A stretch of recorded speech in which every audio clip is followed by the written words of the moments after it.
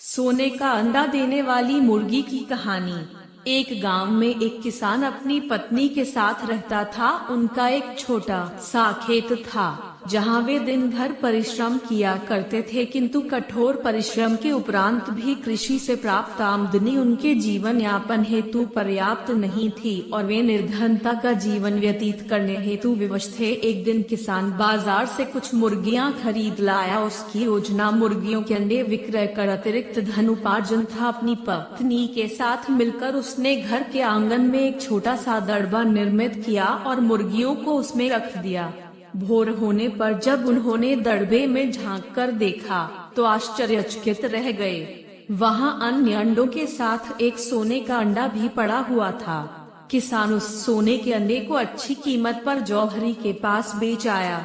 अगले दिन फिर उन्होंने दड़बे में सोने का अंडा पाया। किसान और उसकी पत्नी समझ गए कि उनके द्वारा पाली जा रही मुर्गियों में से एक मुर्गी अद्भुत है, वह सोने का अंडा देती है। एक रात पहरेदारी कर वे सोने का अंडा देने वाली मुर्गी को पहचान गए। उसके बाद से वे उसका खास ख्याल रखने लगे। उस मुर्गी से उन्हें रोज सोने का अंडा मिलने लगा। उन अंडों को बेचकर किसान कुछ ही महीनों में धनवान हो गया।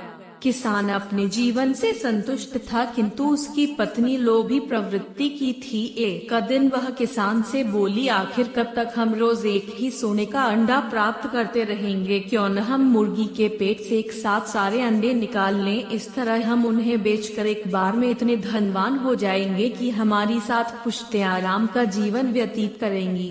पत्नी की बात सुनकर किसान के मन में भी लोभ घर कर गए। आकार उसने मुर्गी को मारकर उसके पेट से एक साथ सारे अंडे निकाल लेने का मन बना लिया।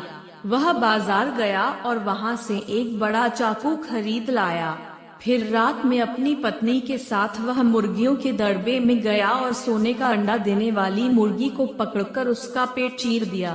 किंतु मुर्गी भीतर से सामान्य मुर्गियों की तरह ही थी। उसके पेट में सोने के अंडे नहीं थे। किसान और उसकी पत्नी अपनी गलती पर पछताने लगे। अधिक सोने के अंडों के लोभ में पड़कर वे रोज मिलने वाले एक सोने के अंडे से भी हाथ धो बैठे थे।